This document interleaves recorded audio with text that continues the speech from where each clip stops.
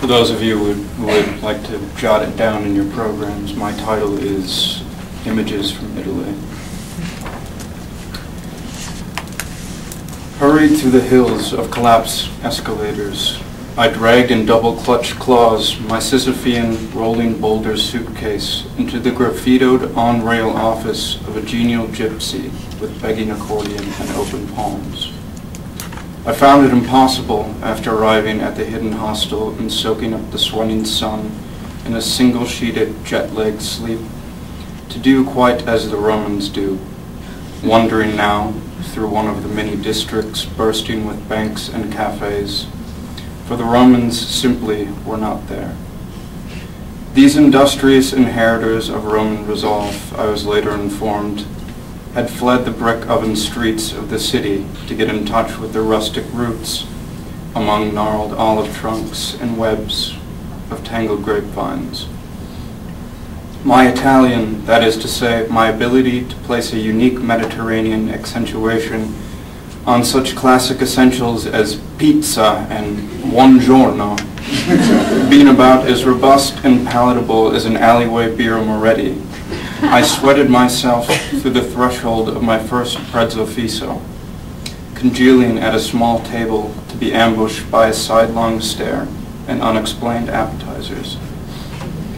After a three-course meal of ambiguous price and an ambiguous exchange with the centurion at the cash register concerning a three-course bill, I perspired with my traveling accomplice to get more acquainted with the owners of the haphazard hostel and to plan our next couple days in Rome until our rail trip to Florence, where we would soon chaotically congregate in ceremonious intervals with the rest of our comrades and hunters of culture to prepare for the subsequent safari. Yet still in Rome, the hostel in question consisted of an empty room in the apartment of an American expatriatess who originated from among the skyward cityscape of Minneapolis-St. Paul, the twin cities from which I also sprung. Her husband, born and forever Italian, spoke to me of Valium and flights across the ocean.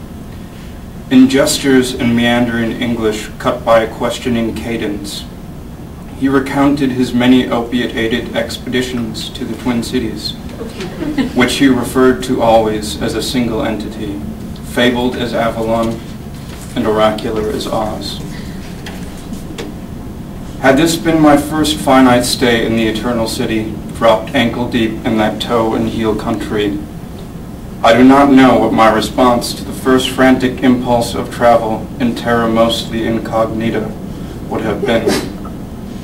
Instead were memories, anticipation, familiarity, for it was the pervasive memories of my previous experience while on a family vacation to Italy a few years prior that urged me to revisit the country.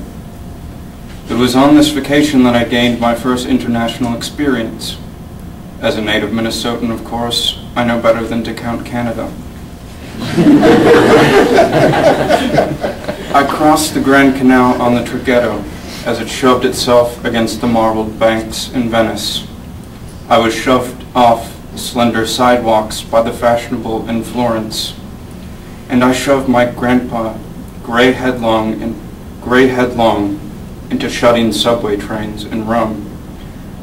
It was not until after internally navigating the great and terrible machine of the Leonardo da Vinci airport, like a mouse rushing through the rusting gears of a grandfather clock, waiting to fly off from this brief fortnight trip, that I realized that it was entirely impossible for one to leave Italy feeling indefinitely satisfied. Arrived back home in stories and reflections, I felt as if I had traveled only along the zipper track of the high boot of Italy. So among the cobbles, softened across centuries, and cool in the shadows of rouge-tiled roofs, there I left my promise of return. But this is not what you have come to listen about. You want to know of the introspection, the sacrifice, the internal journey of the heart. In truth, I'm not yet fully accomplished. I'm still turning it over in my mind. A wise man once spoke yesterday of how we can only view our lives in posterity, these collected images that one day will make up the totality of our lives. It is only then that we can see and appreciate things as they were truly. So, let me share with you a few of the images of Italy which I have kept with me. In a low-roofed sunlit alley, gathered like geese around breadcrumbs, a group of Italian men stand conversing, ruffling their feathers for attention. As a straniero walks by, they silence. The man furthest out in the empty street nods and gestures, "Buonasera." Across the throng of tourists, tossing coins for safe return at the Trevi Fountain, limitless locks are clasped around the rusting bars of an iron fence, a symbol of a young Italian couple's eternal love, their keys swallowed up by the eternal city. When the locks become too numerous, a dutiful, shear-bearing Italian cuts them off one by one. Watching the news at the dinner table, a woman starts to cry as she curses under her breath. She hates this city, this country, these politics.